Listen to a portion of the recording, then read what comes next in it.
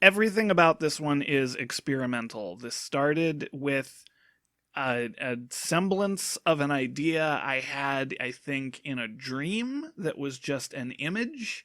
Uh, really kind of started with this idea of like this mechanical person who I would use like these comic book panels, these like little windows to show kind of like an X-ray view or something of the person underneath the machine.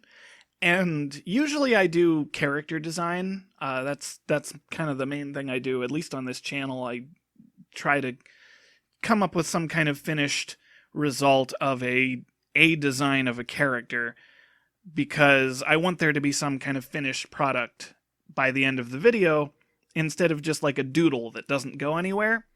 Which is why I was a little hesitant to put this one out in the first place because it isn't really a character design. It's more, like I say, everything about it is experimental. I was trying different art styles, really trying to do something that I don't normally do.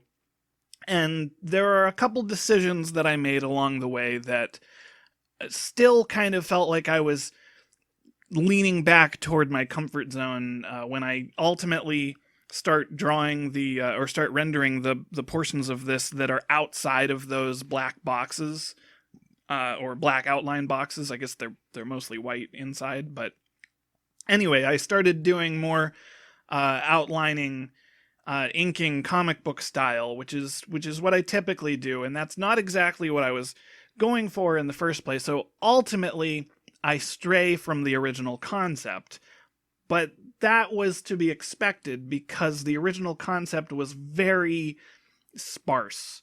I started by picturing this blend of machine and organic, showing the person inside of this machine.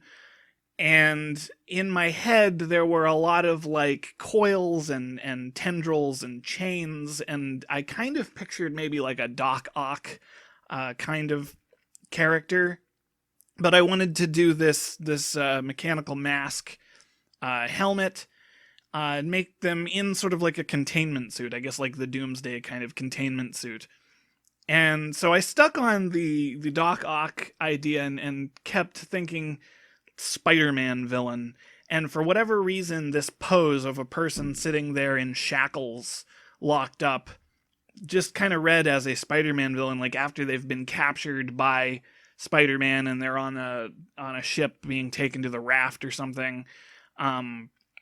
They're still in their power suit or supervillain suit or whatever, but they're chained up.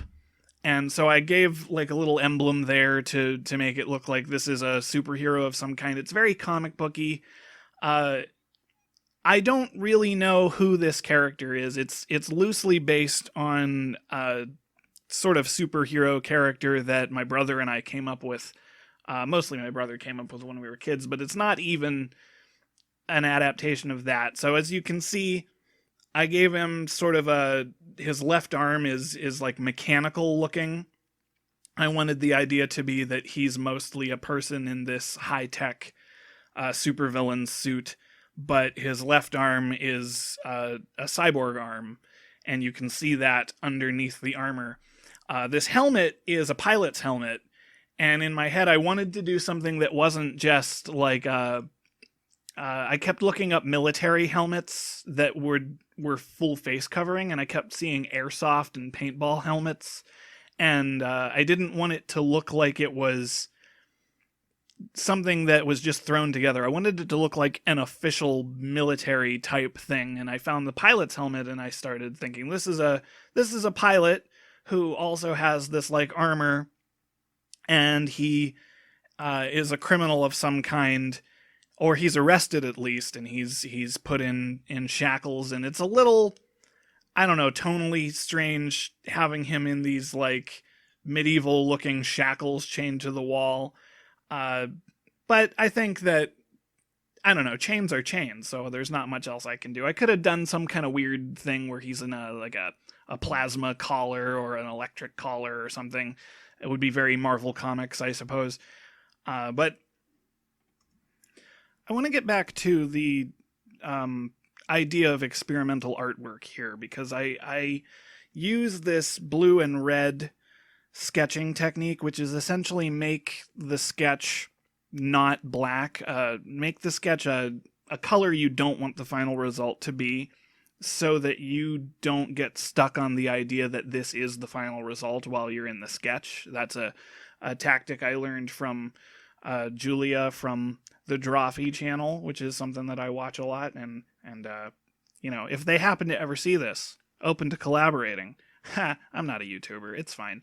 But I always really like, when I'm really invested working on a sketch, the idea of seeing the construction lines and the idea of seeing the kind of red and blue in the background in the final result, and making that a finished product. So ultimately trying to make it so that it looks clean and it looks finished, but it still has that quality of it is an art project. And I have multiple times tried to design a character that is like someone who can draw themselves, and they exist as like a black and white sketch on the background of the real world.